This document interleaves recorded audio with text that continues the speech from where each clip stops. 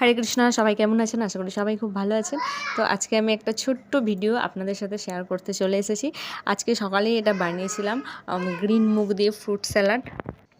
এর আগের একটা পোস্টে আমি টেক্সটের মাধ্যমে এই রেসিপিটা হয়তো শেয়ার করেছিলাম। তো আজকে ভাবলাম ভিডিওর মাধ্যমে আপনাদের সাথে এই রেসিপিটা শেয়ার করে দিই। খুব সহজ, গ্রিন মুগকে ভিজিয়ে রেখেছিলাম, তারপরে সকালে তার মধ্যে শসা কুচি করে দিয়েছিলাম, আর ড্রাগন ছিল, এই ড্রাগনটা আমাদের নিজেদের গাছের হয়েছিল, তো একটু ড্রাগন দেয়া হয়েছিল। তারপরে আলু বোখরা পেয়েছিলাম, আজকের দোকান থেকে আনা হয়েছিল কিছুটা আলু বোখরা।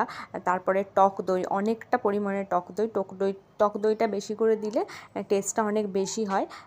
তার সাথে দেয়া হয়েছিল একটু গোলমরিচের গুঁড়ো, একটু বিট লবণ, আর কাঁচা লঙ্কাটা দেয়া হয়নি, কাঁচা লঙ্কাটাও দেয়া যায়।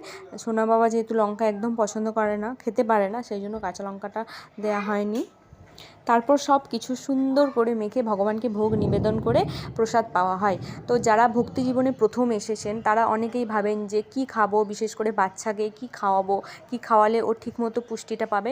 তো তারা অবশ্যই এই রেসিপিটা ট্রাই করতে পারেন। এটা খুব কম সময়ের মধ্যে হয়ে যায়, আর এটা অনেকটা পুষ্টিগুণ সমৃদ্ধ, আর পেটটাও অনেকটা ভরে থাকে। তো আপনাদের এই রেসিপিটা কেমন লাগলো সেটা অবশ্যই কমেন্টে জানাবেন, আর যদি ভালো লাগে অবশ্যই একটা লাইক করবেন। আর এই ধরনের যদি ভিডিও দেখতে চান তাহলে অবশ্যই পেজটিকে ফলো করে দেবেন। সবাই ভালো থাকবেন। হরে কৃষ্ণা।